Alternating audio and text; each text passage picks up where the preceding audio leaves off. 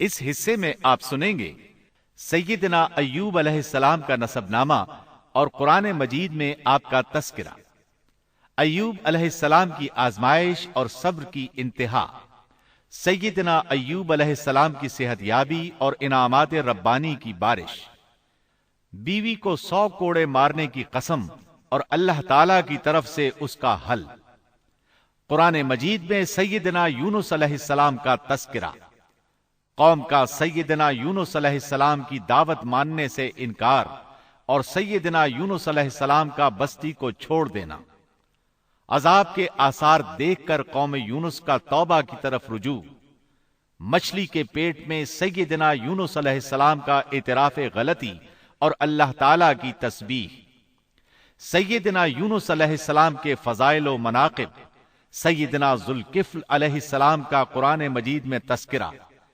کیا ذوالکفل گوتم بدھ کا لقب تھا؟ ذوالکفل علیہ السلام کس قوم کی طرف مبعوث ہوئے؟ تاریخ اور قرآن کی روشنی میں مفصل و جامع تذکرہ۔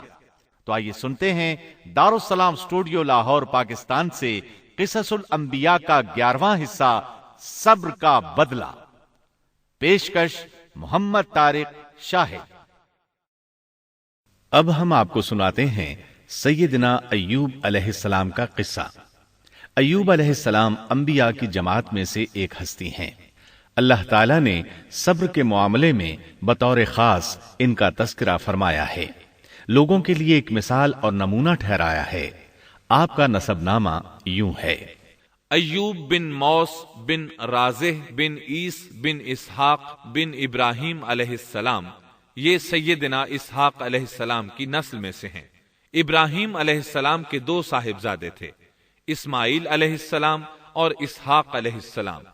ان کے بعد سب کے سب انبیاء کرام اسحاق علیہ السلام کی نسل سے تھے، سوائے نبی کریم صلی اللہ علیہ وسلم کے۔ آپ اکیلے سیدنا اسماعیل علیہ السلام کی نسل سے ہیں۔ اسحاق علیہ السلام کے بیٹے ہیں یعقوب علیہ السلام۔ انہی یعقوب علیہ السلام کو اسرائیل بھی کہا جاتا ہے۔ اسی نسبت سے بنی اسرائیل کا مطلب ہے یعقوب علیہ السلام کی آل اولاد۔ یعقوب علیہ السلام کے 12 بیٹے تھے۔ ان کے بیٹوں کو اسباط بھی کہتے ہیں۔ ان کا تذکرہ قرآن میں بھی آتا ہے۔ اب سوال یہ ہے کہ جن اسباط کا تذکرہ قرآن مجید میں انبیاء کرام علیہم السلام کے ساتھ کیا گیا ہے، کیا وہ یعقوب علیہ السلام کے بیٹے تھے یا ان بیٹوں کی اولاد میں سے تھے؟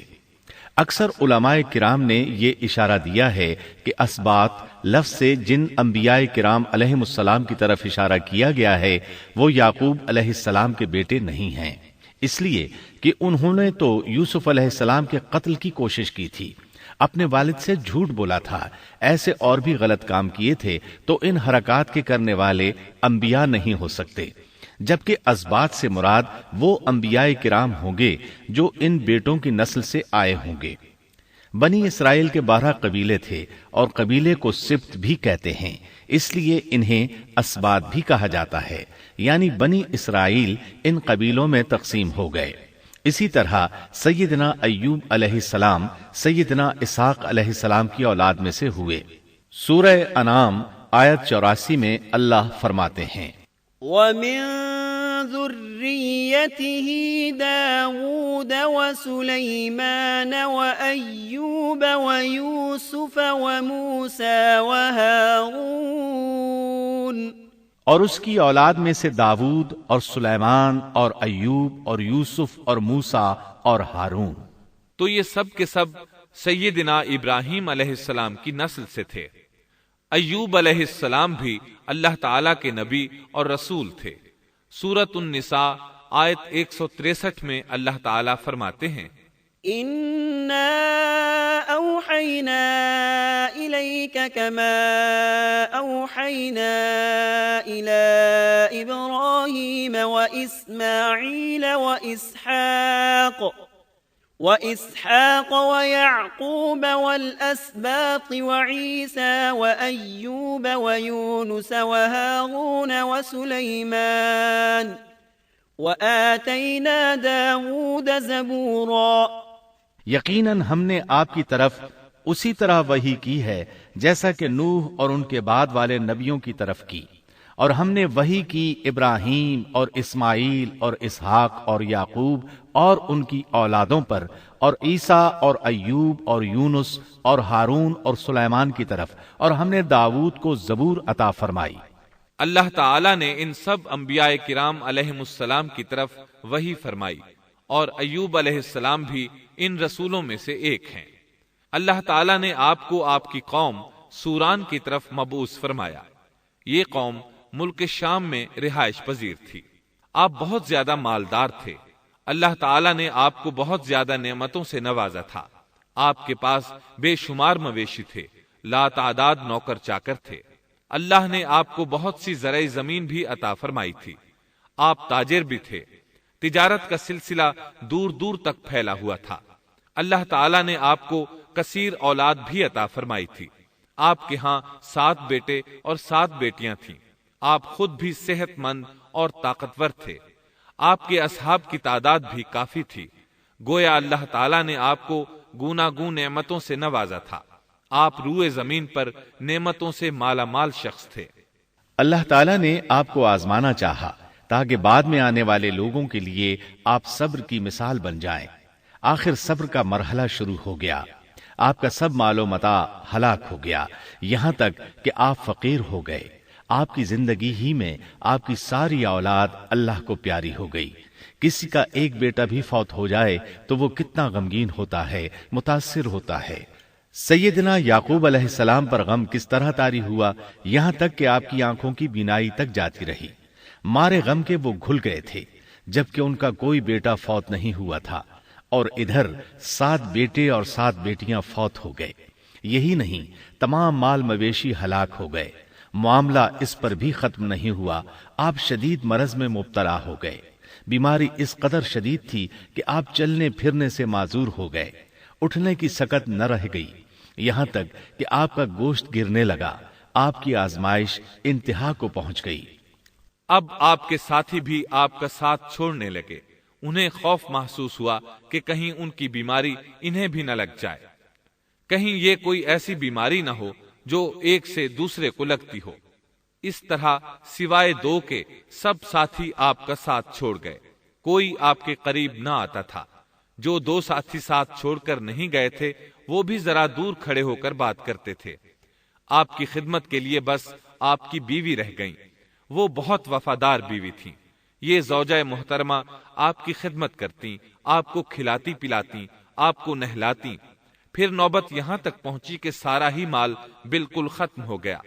اب بیوی صاحبہ نے اجرت پر لوگوں کے گھروں میں کام کرنا شروع کیا تاکہ کچھ کما کر لائیں اور خاوند پر خرچ کر سکیں۔ یہ تھے اللہ کے نبی ایوب علیہ السلام۔ اتنی بڑی آزمائش میں پورے اترے۔ آزمائش بھی 1-2 ماہ نہیں، پورے 12 برس جاری رہی، اور ایک قول کے مطابق 18 برس جاری رہی۔ آپ اس دوران مجسمہ صبر بنے رہے۔ آپ نے کبھی کسی سے شکوہ تک نہ کیا، یہاں تک کہ کبھی زوجہ محترمہ سے بھی شکوہ نہ کیا۔ سال ہا سال اسی حالت پر گزر گئے۔ ایک بار آپ کی بیوی نے عرض کرنے کی ذرا ہمت کی اور کہا، آپ اللہ کے رسول ہیں، اگر اللہ کے حضور دعا کریں تو وہ آپ کی بیماری کو ختم فرما دیں گے، آپ کی حالت کو بدل دیں گے۔ بیوی صاحبہ کے یہ کہنے کے باوجود آپ نے بیماری کے ختم ہونے کی دعا نہ کی، نہ یہ کہا یا اللہ مجھے رزق کی فراوانی عطا فرما، بس رضائے الہی پر راضی رہے، تقدیر الہی پر خوش رہے۔ آپ نے بیوی سے فرمایا، ذرا بتاؤ تو ہم کتنا عرصہ خوشحالی اور فراوانی میں رہے ہیں، کتنا عرصہ ہم ناز و نعمت میں رہے ہیں؟ انہوں نے جواب دیا، 80 سال۔ یہ سن کر آپ نے فرمایا، مجھے اللہ تعالیٰ سے دعا کرتے حیا آتی ہے، جتنا عرصہ خوشحالی میں رہا اتنا عرصہ بیماری اور تنگ دستی میں نہیں گزرا، اس لیے میں ابھی یہ دعا نہیں کروں گا کہ وہ مجھے شفا عطا کر دے یا میری اس حالت کو بدل دے، وافر رزق عطا کرے، جب تک مجھ پر 80 سال نہ گزر جائیں۔ جس طرح میں 80 سال ناز و نعمت کی بہاریں دیکھتا رہا، اسی طرح 80 سال تک میں اسی حالت پر صبر کا دامن تھامے رہوں گا، تندرستی کا سوال نہیں کروں گا۔ آپ کے اس جواب پر بیوی صاحبہ مایوس ہو گئیں، اس لیے کہ انہیں تو بیماری کے ختم ہونے کی اور اچھے دنوں کے دوبارہ آنے کی امید تھی۔ آپ کی بات سن کر وہ بولیں، تب یہ آزمائش کی گھڑی کب ختم ہوگی؟ چونکہ اس بات سے اللہ تعالیٰ کی ناشکری ہوتی تھی، اس لیے ایوب علیہ السلام ناراض ہو گئے۔ انہوں نے اللہ کے نام کی قسم کھائی کہ اگر اللہ تعالیٰ نے مجھے شفا عطا فرمائی تو میں انہیں 100 کوڑے ماروں گا۔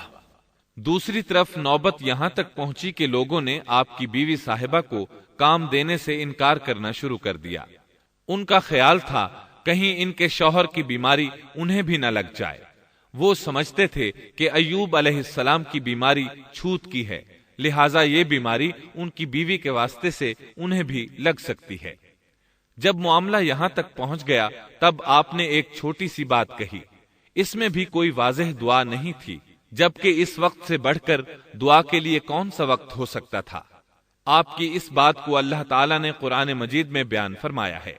سورہ انبیاء آیت 83 میں ہے، وَأَيُّوبَ إِذْ نَادَى رَبَّهُ أَنِّي مَسَّنِيَ الضُّرُّ وَأَنْتَ أَرْحَمُ الرَّاحِمِينَ۔ اور ایوب کی اس حالت کو یاد کرو جبکہ اس نے اپنے پروردگار کو پکارا کہ مجھے یہ بیماری لگ گئی ہے اور تو رحم کرنے والوں سے زیادہ رحم کرنے والا ہے۔ مجھے آزمائش نے آ لیا ہے اور تو ارحم الراحمین ہے۔ مطلب یہ کہ آپ نے واضح الفاظ میں دعا نہیں فرمائی، یہ نہیں فرمایا الہی مجھے تندرستی عطا فرما، الہی مجھے رزق عطا فرما اور میری حالت ایسی ایسی ہو گئی ہے، تو رحیم و کریم ہے، بلکہ یوں کہا وَأَنْتَ أَرْحَمُ الرَّاحِمِينَ۔ عرض کیا میری نسبت میری حالت کو تو ہی بہتر جاننے والا ہے۔ اللہ تعالیٰ نے دوسری آیت میں آپ کی حالت کو اس طرح بیان کیا ہے۔ سورہ صاد آیت 41 میں اللہ تعالیٰ فرماتے ہیں، وَاذْكُرْ عَبْدَنَا أَيُّوبَ إِذْ نَادَى رَبَّهُ أَنِّي مَسَّنِيَ الشَّيْطَانُ بِنُصْبٍ وَعَذَابٍ۔ اور ہمارے بندے ایوب کا بھی ذکر کر جبکہ اس نے اپنے رب کو پکارا کہ مجھے شیطان نے رنج اور دکھ پہنچایا ہے۔ گویا آپ نے اس بیماری اور مصیبت کو اللہ تعالیٰ کی طرف منسوب نہیں فرمایا، بلکہ اللہ تعالیٰ کو اس سے مبرہ و پاک ٹھہرایا اور اسے شیطان کی طرف منسوب کیا۔ یوں نہیں کہا اللہ تو نے مجھے مصیبت میں ڈال دیا، بلکہ اس کو غیر اللہ یعنی شیطان کی جانب منسوب کیا۔ حدیث میں بھی اسی طرح آتا ہے، وَالشَّرُّ لَيْسَ إِلَيْكَ۔ برائی تیری طرف سے نہیں ہے۔ آپ نے اپنی حالت کو بھی ایسے ہی پیش کیا اور یوں عرض کیا، أَنِّي مَسَّنِيَ الضُّرُّ وَأَنْتَ أَرْحَمُ الرَّاحِمِينَ۔ اللہ تعالیٰ نے آپ کی التجا کو اسی لمحے شرف قبولیت سے نوازا۔ کتنے ہی موقع ایسے آئے تھے کہ اس سے قبل بھی آپ دعا کر سکتے تھے اور وہ قبول ہو جاتی، لیکن آپ نے صبر کا دامن تھامے رکھا۔ اسی لیے مدتوں سے ضرب المثل چلی آ رہی ہے صبر ایوب۔ جب آپ نے اپنے پروردگار سے اس انداز میں دعا مانگی تو اللہ تعالیٰ نے ان سے آزمائش ختم کر دی۔ اللہ تعالیٰ سورہ صاد آیت 42 میں فرماتے ہیں، اركض برجلك هذا مغتسل بارد وشراب۔ اپنا پاؤں مارو، یہ نہانے اور پینے کے لیے ٹھنڈا پانی ہے۔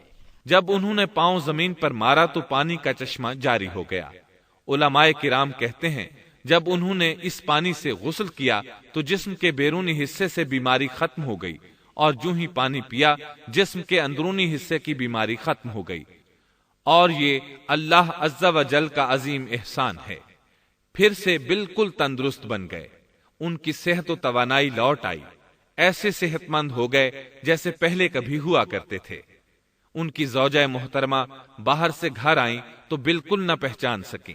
ان سے پوچھنے لگیں، کیا آپ نے اللہ کے نبی میرے خاوند یعنی مرض میں مبتلا شخص کو دیکھا ہے؟ اللہ کی قسم، جب میرے خاوند صحت مند تھے تو بالکل آپ جیسے تھے، میں نے آپ سے بڑھ کر ان سے ملتا جلتا آدمی آج تک نہیں دیکھا۔ اس پر ایوب علیہ السلام بولے کیا تم نے مجھے پہچانا نہیں؟ انہوں نے حیران ہو کر پوچھا، آپ کون ہیں؟ تب وہ بولے، میں ایوب ہوں۔ وہ بولیں، سبحان اللہ، اس کا مطلب ہے بیماری ختم ہو گئی، اللہ تعالیٰ کا احسان ہو گیا۔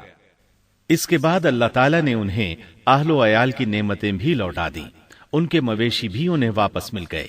سیدنا ابن عباس رضی اللہ عنہما فرماتے ہیں، اللہ تعالیٰ نے صرف انہیں ہی اپنے فضل و کرم سے نہیں نوازا، بلکہ ان کے ساتھ ان کی اہلیہ کو بھی اپنے خاص فضل و کرم سے نوازا، اس لیے کہ انہوں نے بھی اس عظیم آزمائش میں صبر کیا تھا، عظیم صبر کا مظاہرہ کیا تھا۔ اللہ تعالیٰ نے ان کی جوانی کو بھی لوٹا دیا۔ ان سے سیدنا ایوب علیہ السلام کے ہاں 26 بیٹے بیٹیاں پیدا ہوئے۔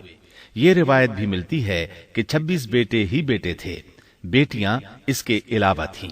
اللہ تعالیٰ سورہ انبیاء آیت 84 میں فرماتے ہیں، وَآتَيْنَاهُ أَهْلَهُ وَمِثْلَهُم مَّعَهُمْ رَحْمَةً مِّنْ عِندِنَا وَذِكْرَىٰ لِلْعَابِدِينَ۔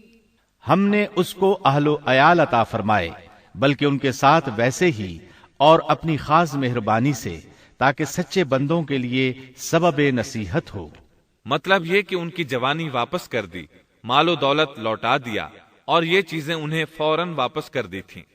جسمانی صحت بھی واپس فرمائی اور دنیاوی دولت بھی واپس کر دی۔ امام بخاری، امام احمد اور دیگر محدثین نبی کریم صلی اللہ علیہ وسلم سے روایت بیان کرتے ہیں کہ نبی کریم صلی اللہ علیہ وسلم نے فرمایا، جب سیدنا ایوب علیہ السلام غسل فرما رہے تھے تو ان پر ٹڈیوں کی موسلا دھار بارش ہونے لگی۔ یہ ٹڈیاں کیا تھیں؟ وہ سونے کی ٹڈیاں تھیں۔ اللہ تعالیٰ ان کو غسل کے دوران ہی اتارنے لگے۔ ایوب علیہ السلام نے ان کو کپڑے میں جمع کرنا شروع کیا۔ اس پر اللہ تعالیٰ نے فرمایا، اے ایوب، کیا میں نے تجھے مالدار نہیں بنا دیا؟ اس نئے نازل ہونے والے مال سے بے پرواہ نہیں بنا دیا؟ ایوب علیہ السلام نے عرض کیا، جی ہاں میرے پروردگار، لیکن میں آپ کی رحمت اور برکت سے تو بے پرواہ نہیں ہو سکتا۔ بلا یا رب ولكن لا غنى لي عن برکتک۔ ہاں اے رب، لیکن میں تیری برکت سے دور کیسے رہ سکتا ہوں؟ ان کا مال و دولت سب واپس مل گیا، اہل و عیال بھی مل گئے، صحت بھی پلٹ آئی۔ یہ سب اللہ کے خاص فضل و کرم سے تھا اور اس عظیم صبر کے صلے میں تھا جو انہوں نے کیا تھا۔ اللہ تعالیٰ نے ان کی اہلیہ محترمہ پر بھی نرمی فرمائی، جیسا کہ سورہ صاد آیت 44 میں فرماتے ہیں، وَخُذْ بِيَدِكَ ضِغْثًا، اور اپنے ہاتھ میں تنکوں کی ایک جھاڑو پکڑو۔ بالکل باریک تنکوں کی ایک جھاڑو لو، اس میں 100 تنکے ہوں، ان کو اکٹھا کر لو۔ اس کے بعد فرمایا، فَاضْرِبْ بِهِ وَلَا تَحْنَثْ، جھاڑو سے اسے مار اور قسم کے خلاف نہ کر۔ مطلب یہ کہ ایوب علیہ السلام نے اپنی بیوی کو 100 کوڑے مارنے کی قسم کھائی تھی۔ اللہ نے یہ تدبیر سمجھائی کہ 100 تنکوں کا جھاڑو لے کر ایک بار انہیں مارو اور قسم پوری کرو، قسم کی خلاف ورزی نہ کرو۔ اس طرح آپ کی قسم بھی پوری ہو جائے گی اور بیوی کو بھی تکلیف نہیں پہنچے گی۔ تو اس طرح اللہ تعالیٰ نے ان کی زوجہ محترمہ پر خاص مہربانی فرمائی۔ اللہ سورہ انبیاء آیت 83 اور 84 میں فرماتے ہیں، وَأَيُّوبَ إِذْ نَادَى رَبَّهُ أَنِّي مَسَّنِيَ الضُّرُّ وَأَنْتَ أَرْحَمُ الرَّاحِمِينَ فَاسْتَجَبْنَا لَهُ فَكَشَفْنَا مَا بِهِ مِنْ ضُرٍّ وَآتَيْنَاهُ أَهْلَهُ وَمِثْلَهُمْ مَعَهُمْ رَحْمَةً مِّنْ عِنْدِنَا وَذِكْرَىٰ لِلْعَابِدِينَ۔ ایوب کی اس حالت کو یاد کرو جبکہ اس نے اپنے پروردگار کو پکارا کہ مجھے یہ بیماری لگ گئی ہے اور تو رحم کرنے والوں سے زیادہ رحم کرنے والا ہے۔ تو ہم نے ان کی سن لی اور جو دکھ انہیں تھا اسے دور کر دیا اور انہیں اہل و عیال عطا کر دیے، بلکہ ان کے ساتھ اپنی مہربانی سے ویسے ہی اور عطا کر دیے تاکہ سچے بندوں کے لیے نصیحت کا سبب ہو۔ اسی طرح اللہ تعالی سورہ صاد آیت 41 تا 44 میں فرماتے ہیں، واذكر عبدنا أيوب إذ نادى ربه أني مسني الشيطان بنصب وعذاب اركض برجلك هذا مغتسل بارد وشراب ووهبنا له أهله ومثلهم معهم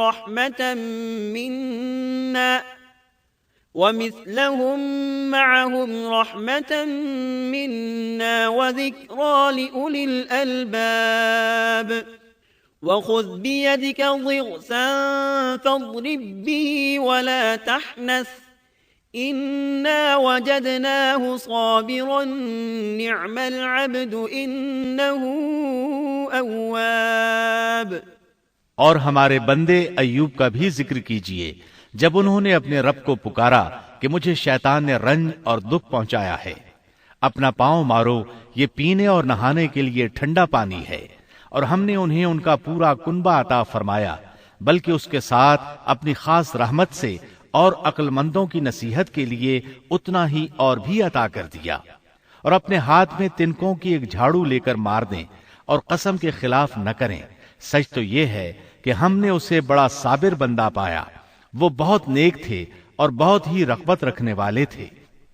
یہ ذکر تھا سیدنا ایوب علیہ السلام کا جو اختتام کو پہنچا۔ اب ہم شروع کرتے ہیں یونس علیہ السلام کا قصہ۔